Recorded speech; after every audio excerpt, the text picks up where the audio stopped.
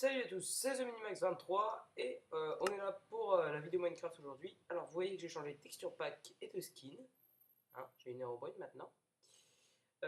Donc on va faire le premier tuto sur ça là-bas. Hein.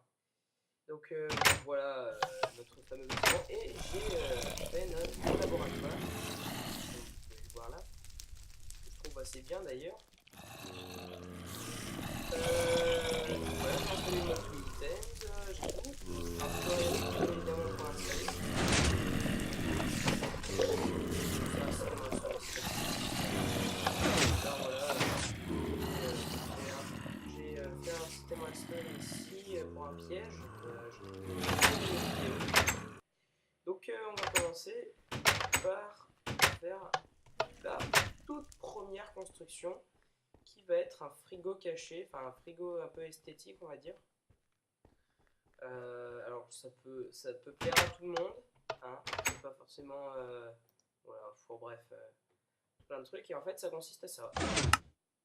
Donc à distribuer les comme un frigo mais en fait automatique.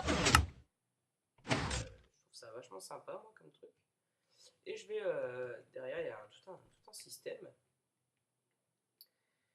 Et je vais vous expliquer comment on fait ça. Donc c'est parti, on va le faire ici. Alors je vais prendre des planches de bois. Alors on va faire ça. On va prendre tout le matériel nécessaire.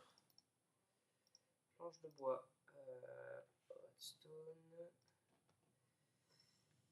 torche de redstone, hop là. Stone, ouais. Et repeater aussi. Alors les repeaters ils sont là. Voilà. Alors c'est parti. Donc vous avez vu que j'ai aussi fait un truc spécial pour les constructions. Un peu plus grand que les zones normales. Alors on va mettre. Donc, alors on commence par faire un mur. Un mur normal, hein, en bois. Voilà. On va le faire plutôt comme ça. Ici. Hop là. Voilà. Alors vous avez votre cuisinière ici. Donc on va le faire ici, là. Ici. Donc il nous faut aussi piston collant et dropper. Alors il vous faut des droppers, c'est une nouveauté de la 1.5. Les droppers, ce qui est très, bon, je trouve ça assez sympa d'ailleurs. C'est des machines qui peuvent distribuer les flèches, c'est-à-dire au lieu de vous tuer, elles vont au lieu de vous envoyer les flèches pour vous tuer, elles vont vous les comme si vous les passez en fait, comme si un joueur vous donnait des choses. Alors vous mettez deux pistons collants avec deux bois ici. Donc ça donne ça, puis d'en haut. Et là vous allez mettre un bois et votre redstone qui sera relié à un bouton qui sera forcément de l'autre côté. Ici vous faites un petit circuit, premier circuit, vous mettez ici, alors tac, on va faire ça, on va plutôt le mettre ici le système, voilà, tac, et voilà, donc les pistons sont activés, les bouts de bois sont rentrés, voilà, donc normalement si on active un bouton ici, si on active un bouton ici, voilà, super simple. Et c'est maintenant que ça va être peut-être un peu plus compliqué pour ceux qui ne s'y connaissent pas très bien. Alors, vous faites un chemin et on va avoir besoin d'un repeater pour allonger non seulement la durée, mais aussi pour que le système passe bien. Tac, tac.